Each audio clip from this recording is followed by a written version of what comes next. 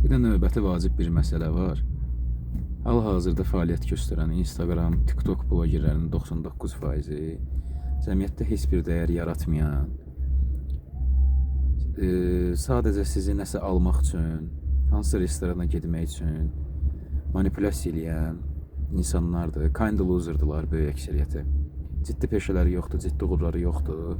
Sadəcə belə bir şey seçiblər. İndi deyəcəksiniz ki, sən bu videonu niyə çəkirsən? Mənim bu səhifədə, bu videolarda ümumi məqsədim normal bir həyatı özünə seçmək istəyən gənclərə hər hansı bir informasiyanı ötürməkdir. Yəni nəsə reklam eləmirəm burada, durub demirəm gedin onu alın, bunu alın, o pivnoya gedin, bu gecə klubuna gedin. Hətta həyat yoldaşımla onu elədim, bunu elədim. Belə şeylər yoxdur burada. Dəyər yaratmaqdır da, belə deyək, müəyyən səviyyədə dəyər yaratmaqdır. Bu insanların böyük əksəriyyəti dəyər yaratmır. Sadəcə arada bir belə vaxtları olanda güya hər hansı bir ictimai siyasi mövzuda fikir bildirirlər və fikirlər də heç önəmli bir şey olmur. Eləməsələr ondan yaxşıdır. Və qətiyyətlə cəmiyyət üçün onların 1 qram da olsun ürəyi yanmır. Vaynerlər də aiddir, nə bilim o bloger, influencer tayfası, hamısı. Vaxtınız varsa onları unfollow eləyin.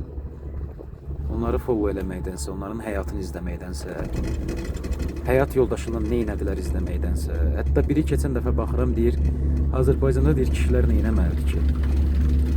Boş vaxtı olanda yeganə aktivitemiz paba getməkdir də, başqa nə edə bilərik ki? Paba gəlib belə yerdə də gəzə bilərsiniz, nə bilim ailənizi götürüb təbiətlə vəhdət içində ola bilərsiniz, namaz qıla bilərsiniz, kitab oxuya bilərsiniz, kinoya baxa bilərsiniz. Minlərlə bu həyatda aktivite var. Meditasiya eləyərsən uzaq başı, idmana gedərsən. İdmanın minlərlə növü var. Deyir, yəni paba getməkdən başqa kişilərin nə əyləncəsi var ki?